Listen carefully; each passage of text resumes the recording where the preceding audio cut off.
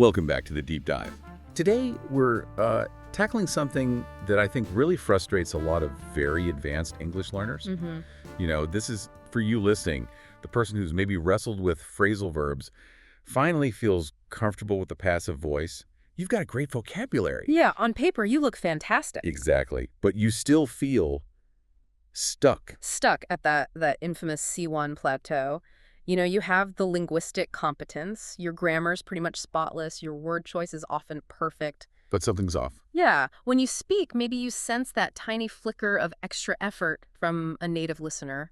Or you just feel your speech is, well, like the source material puts it, maybe a bit flat, robotic, or just not quite English. The words are all there, technically correct, but the music is missing. That's a great way to put it. It really is the difference between just reading the notes on the page and actually, performing the piece. So our mission today is to help you move beyond just knowing the words into that realm of natural, expressive, really impactful fluency. We're going to try and deconstruct that hidden melody of English. Yeah, the thing that makes your speech really land. Exactly. And that thing, that element, has a name. It's prosody. Right. If we think about grammar and vocabulary as the blueprints of your language, house, the foundation, the walls, then prosody is the atmosphere inside. It's the rhythm, the stress patterns, the intonation, the ups and downs. It's like the lighting, the decor, maybe even the temperature that makes a building feel like a welcoming home. I like that analogy. And critically in English, prosody isn't just optional decoration. It's absolutely vital for getting your meaning across clearly, but also your emotion, your attitude, even your authority. Okay, so let's start right at the core then. The heartbeat of English, you called it. This whole area of rhythm and stress seems like maybe the biggest hurdle for advanced speakers, right? Oh, absolutely. It's often the #1 giveaway. And it really boils down to one fundamental concept. English is a stress-timed language. Okay, stress-timed. What does that actually mean in practice? It means the rhythm isn't based on counting syllables like tick, tick, tick. Instead, it's the stressed syllables that matter. Think of them like drum beats. Right. These stressed syllables tend to pop up at roughly regular intervals, and everything else, all the little unstressed syllables, the function words like to da si, they have to squeeze in between those main beats. So they get compressed. Exactly. They get faster, softer, often reduced just to maintain that overall rhythmic pulse. And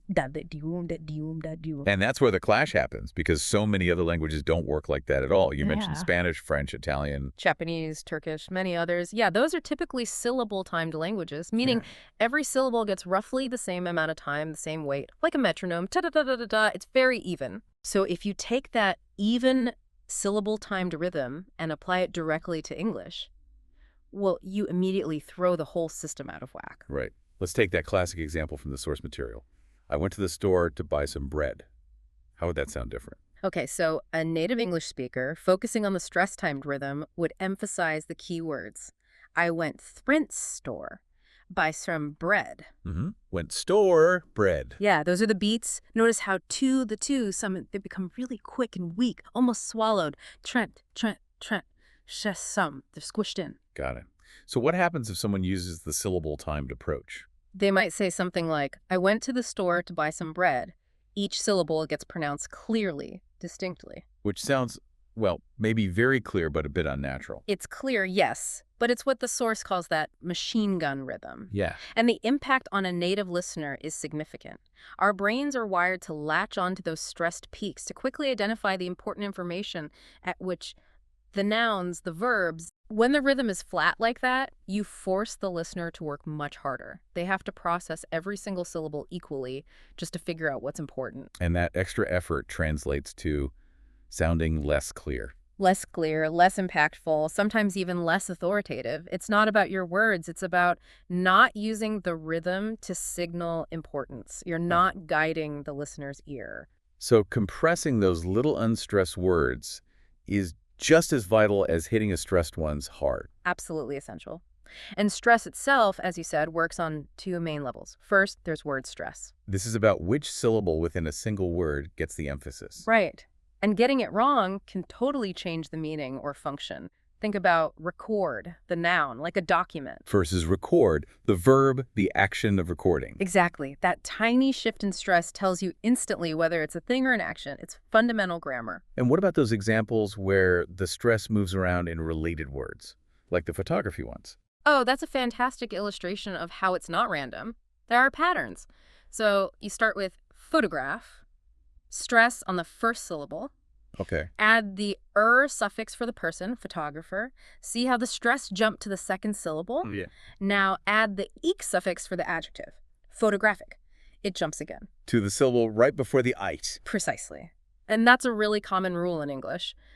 Certain suffixes like ike, eon, ecity, they sort of pull the stress towards them, usually onto the syllable just before the suffix. Understanding these patterns makes thousands of words predictable. That's incredibly useful. It's not just memorizing, it's seeing the system.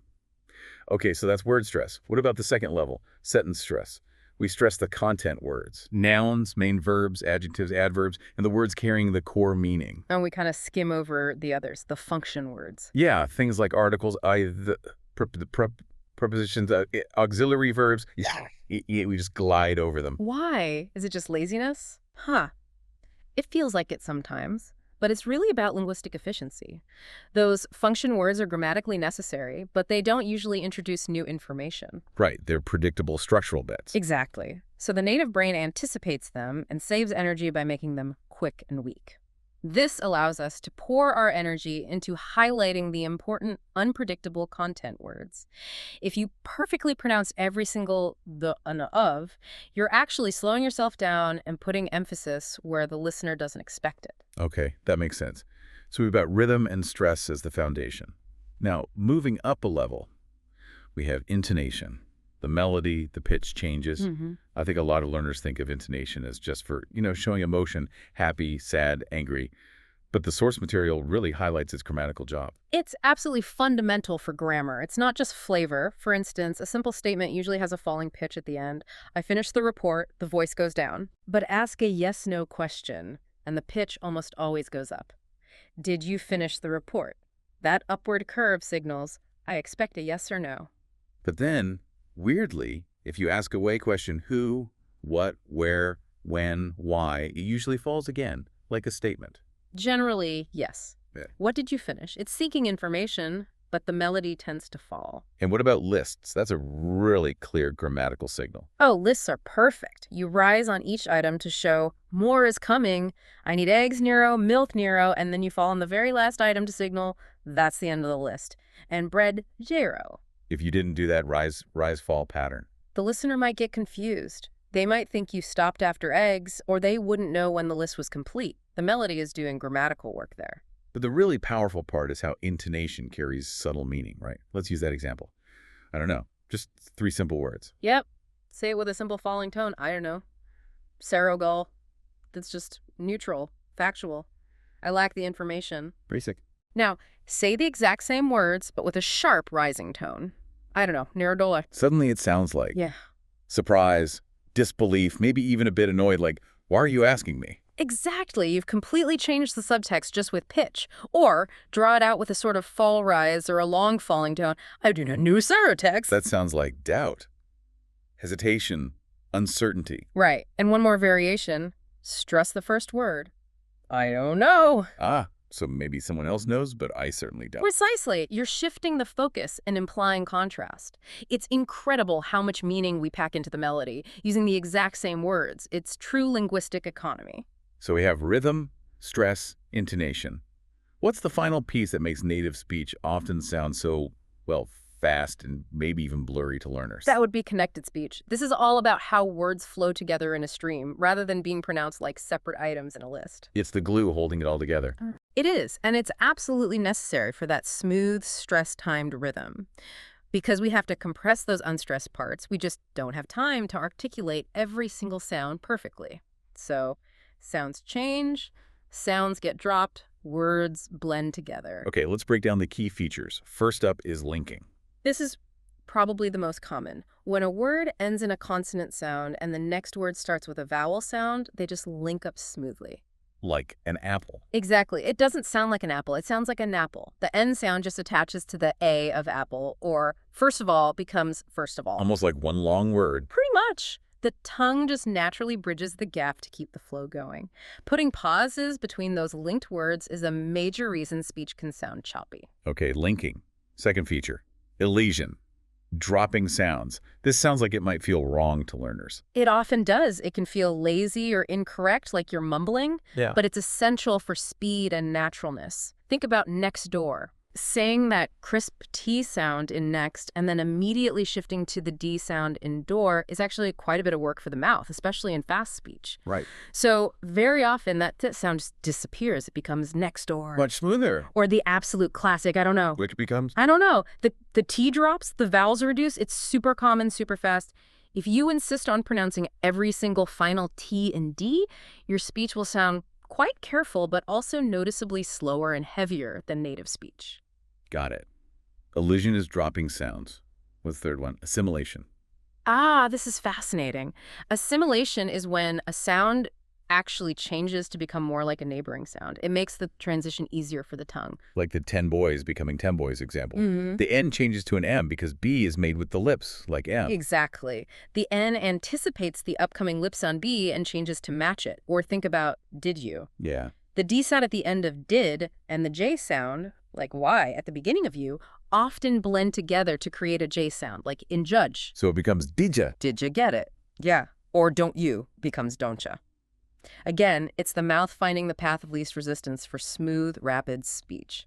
It happens subconsciously for native speakers. Wow. Okay. Linking, elision, assimilation, and all of this feeds into or is enabled by the most common sound in English, the schwa. Ah, the mighty schwa, yes. It's that super weak, super short, kind of lazy vowel sound, like the A in about or the E in problem. It's unstressed. Always in stress. And crucially, it's the sound that almost all of those little function words reduce to in connected speech. So words like a, the, to, for, and of, they usually don't get their full dictionary vowel sound. Almost never in fluent speech unless you're deliberately emphasizing them for some reason. I'm going to the store. The two isn't two twos, it's some. A cup of tea. The hove isn't some. It's fim. Fish and chips. The and is often just run or even just N. So if learners pronounce these little words with their full vowel sounds like saying OR instead of son, that's a big red flag. It's one of the most common hallmarks of non-native speech because it prevents that essential compression of unstressed syllables. It breaks the stress-timed rhythm. Mastering the schwa for these high-frequency function words is probably one of the single biggest steps towards sounding more natural. Okay, so we've laid out the mechanics, rhythm, stress, intonation, connected speech, the schwa. It all makes logical sense when you break it down. But why is it still so incredibly difficult for really smart, advanced learners to actually do it consistently? Because fundamentally, we're not just fighting a lack of knowledge, we're fighting deeply ingrained physical habits, muscle memory. From our native language. Exactly. The music you grew up speaking, its typical rhythm, its pitch patterns acts like a filter. Okay. It shapes how you automatically produce sounds, and it can directly interfere with the patterns of English. Let's look at those case studies from the source. They really illustrate this well. First, Maria from Spain. She's an architect, very competent, but feels she sounds maybe rushed or less authoritative in meetings. Her issue is rhythm. Yes, Maria's situation is classic. Spanish, as we said, is syllable timed, very even rhythm, da-da-da-da. So she gives equal weight to every syllable in English. Pretty much. Imagine her saying, I will prepare the report for the meeting.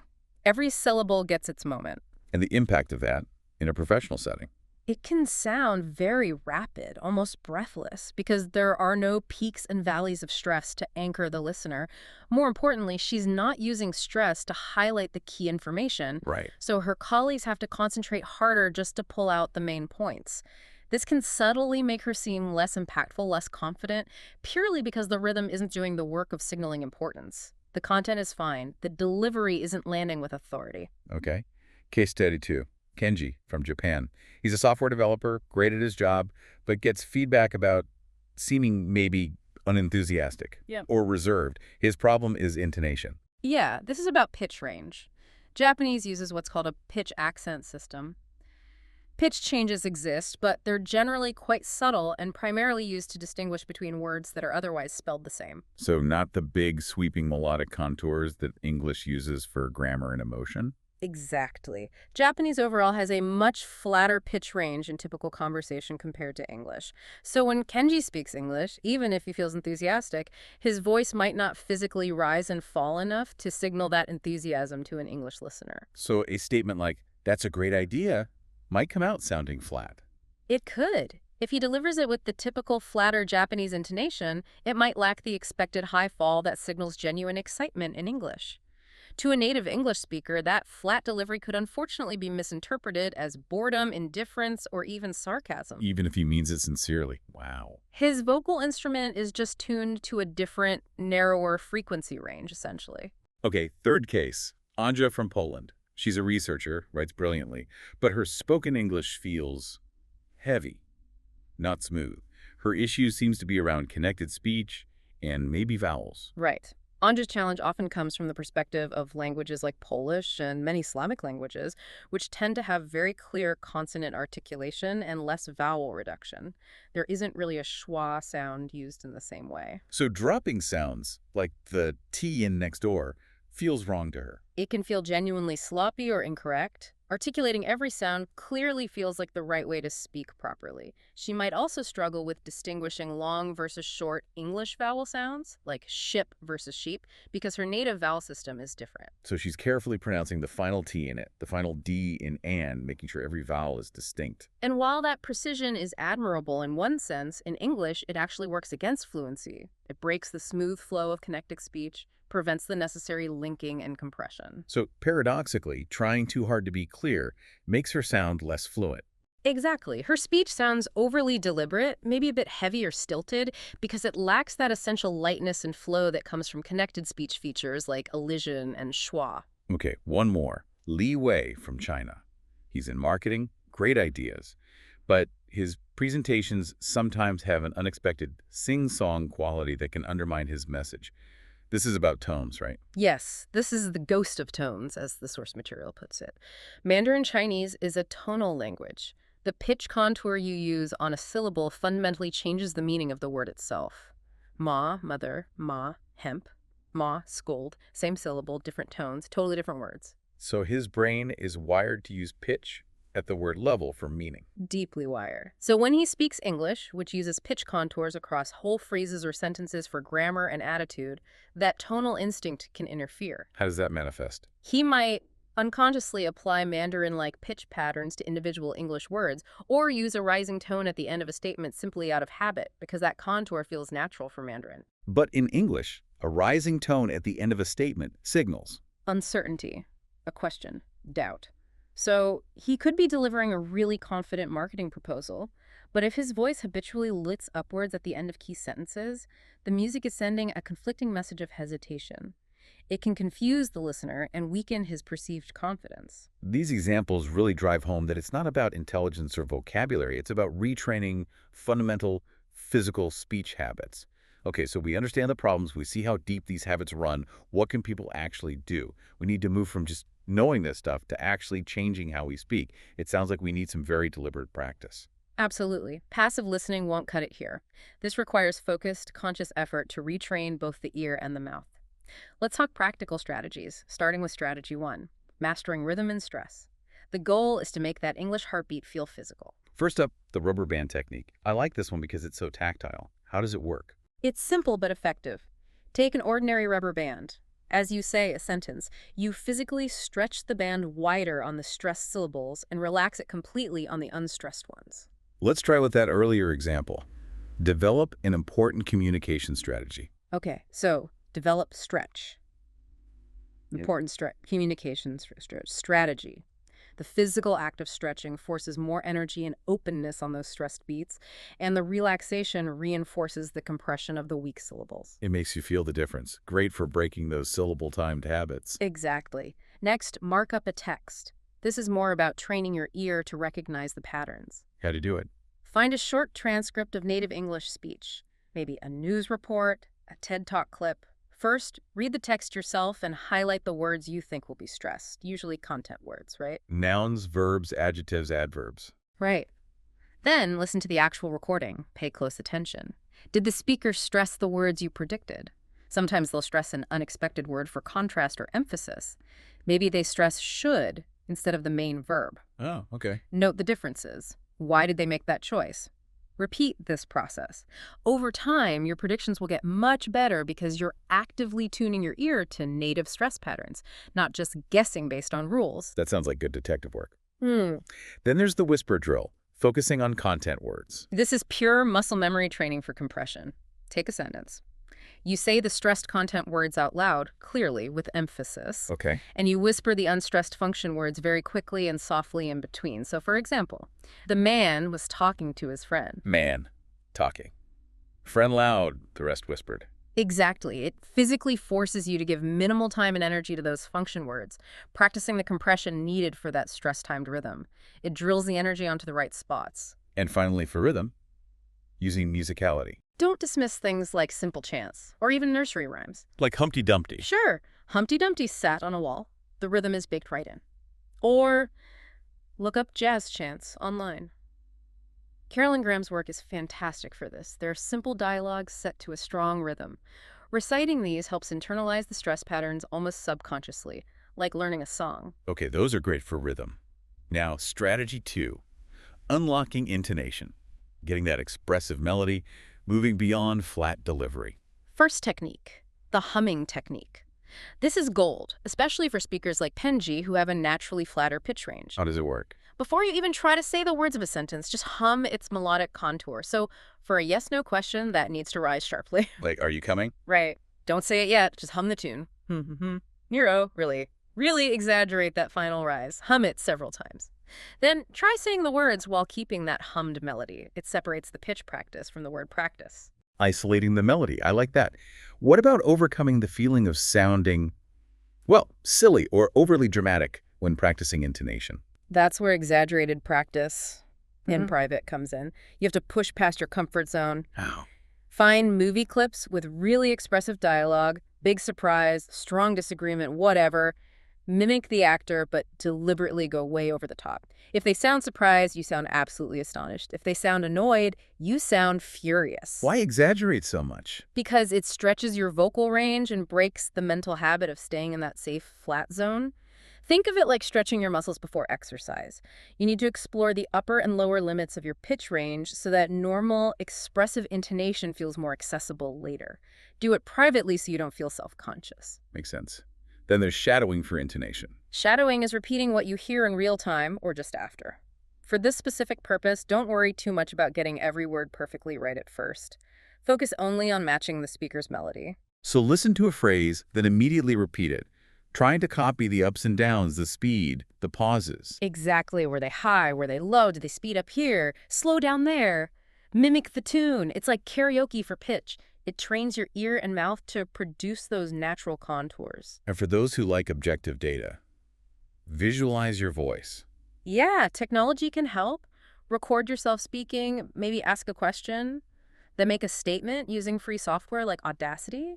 It can show you a visual graph of your pitch contour. Like a line going up and down. Precisely. Then find a recording of a native speaker saying something similar and look at their pitch graph. Is yours relatively flat while theirs is full of curves and peaks? Seeing it visually can be really eye-opening and help you pinpoint exactly where you need more variation. Okay, great tools for intonation. Finally, strategy 3, conjuring connected speech, getting that smooth, natural flow. First step here is awareness. You need to become a link listener. Start actively noticing connected speech when you listen to English. Pay attention to how words actually blend together in movies, podcasts, conversations.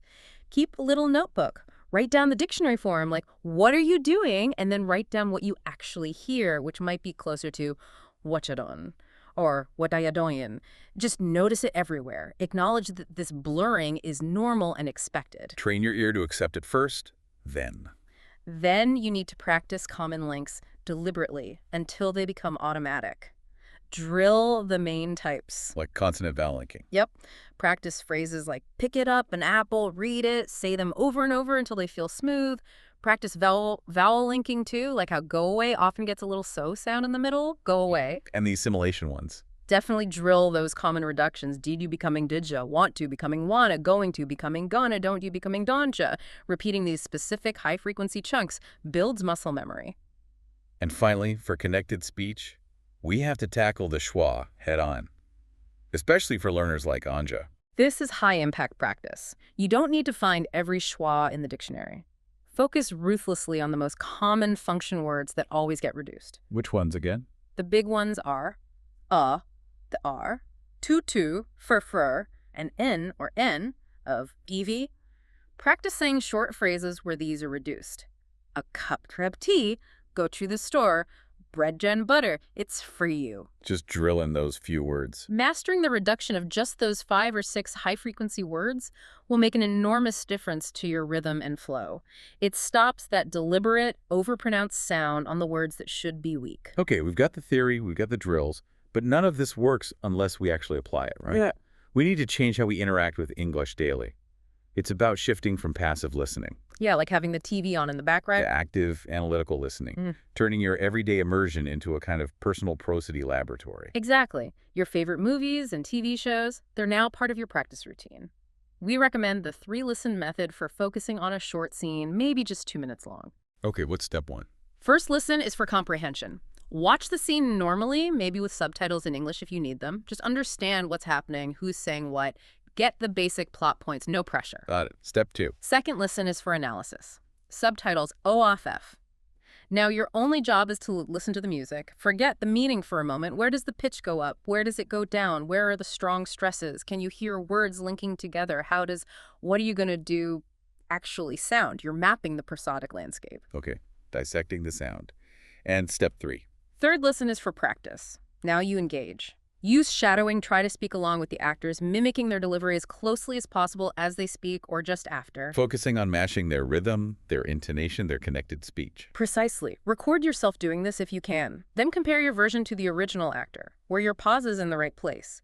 Did your pitch rise enough on the question? This kind of intense, focused analysis and practice on a short segment is way more powerful than hours of just passive watching. That sounds like a really structured approach. What about audio-only resources? Podcasts and audiobooks are fantastic because they force you to rely solely on your ears. There are no visual cues. What kind of podcasts work best? Interview shows or storytelling podcasts like This American Life or similar narrative formats are great because you hear natural conversation, interruptions, hesitations, changes in tone based on emotion or surprise. You get real, spontaneous prosody. And audiobooks. Audiobooks, especially those read by skilled narrators, are masterclasses in pacing and intonation. A good narrator knows exactly how to use pauses for effect, how to build tension with pitch, how to make dialogue sound authentic. So maybe read along with the physical book while listening. Absolutely. Read along and then try shadowing the narrator, matching their rhythm, their pauses, their emotional delivery. It teaches you so much about controlling the flow of speech, which is vital for presentations or any kind of public speaking. It's also helpful, the source suggests, to find your speech model, someone whose speaking style you admire. Right. But the key here is that this isn't about trying to sound exactly like someone else or erasing your own accent. That's not the goal, and often not even desirable. So what is the goal? It's about selective analysis for clarity. Pick a speaker, maybe it's an actor like Tom Hiddleston known for clear articulation, or a public figure like Michelle Obama known for persuasive cadence. Ask yourself, what specifically makes their speech so clear or engaging? Is it their use of pauses? Their varied pitch, their clear rhythm? Exactly. Identify one specific element you admire. Maybe it's how they clearly stress keywords. Then consciously try to practice incorporating just that one element into your own speech. The aim is to enhance your clarity and impact, borrowing effective techniques, not to perform an impersonation. That makes it less intimidating. Okay, now for the one everyone avoids. The power of recording yourself. Why is this so non-negotiable?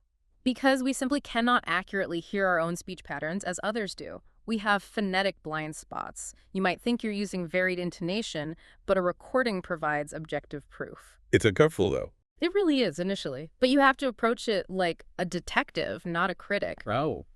Record yourself speaking spontaneously. Maybe summarize a movie you just watched, explain a concept from your field, talk about your day for 2 minutes, then listen back, but, and this is crucial, analyze only one thing at a time. So don't try to fix everything at once. No, that's overwhelming. This week, maybe you only listen for sentence stress. Did I stress the content words? Next week, maybe you only listen for whether you used rising intonation on questions. The week after, maybe you only listen for linked sounds. This focused analytical listening is constructive. Just generally hating the sound of your voice is destructive. That's a really important distinction. Which brings us nicely to the final critical part, the mindset for the final mile. This stuff is hard. It is, and for advanced learners who are often high achievers, perfectionism can be the biggest enemy. You have to internalize that the goal is clarity, not perfection. There's no single perfect English accent anyway. Exactly. There are hundreds of native accents. Your goal is to incorporate the core principles of English prosody, the stress timing, the basic intonation patterns, the common connected speech features, so that your message lands clearly and naturally. Your own accent is part of your identity. You're just making sure the underlying English operating system is running correctly. You also need to prepare for the transition curve, right? It might feel worse before it gets better. Oh, absolutely. When you first start consciously thinking about, say, linking sounds or using the schwa, you'll probably slow down. You'll sound more hesitant, maybe even more artificial for a while. It sounds discouraging. But it's actually a sign of progress. It's the stage psychologists call conscious incompetence.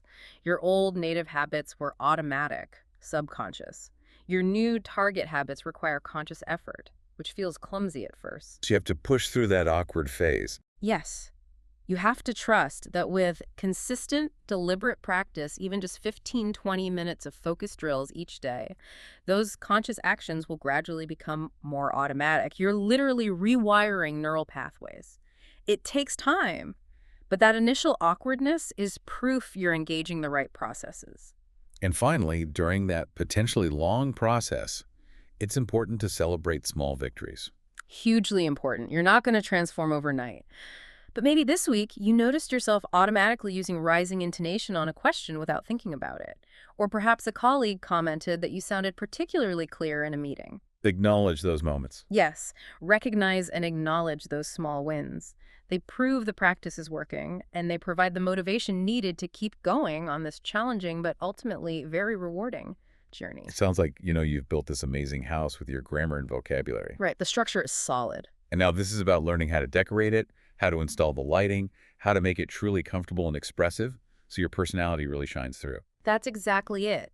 You're learning to control the atmosphere, ensuring that your confidence, your intelligence, your complex ideas are conveyed not just accurately, but with the impact they deserve. Because, as we've established, how you say something in English is often just as crucial as what you say. It's about making sure your meaning and your intention is truly felt. Which leads us perfectly into our final provocative thought for you this week. If prosody is indeed the atmosphere of English, the system that allows a speaker to be not just understood, but felt, what subtle emotional signals might you be sending right now? Maybe hesitation when you feel confident, or flatness when you feel enthusiastic, totally without realizing it. Something to think about. Go find your music.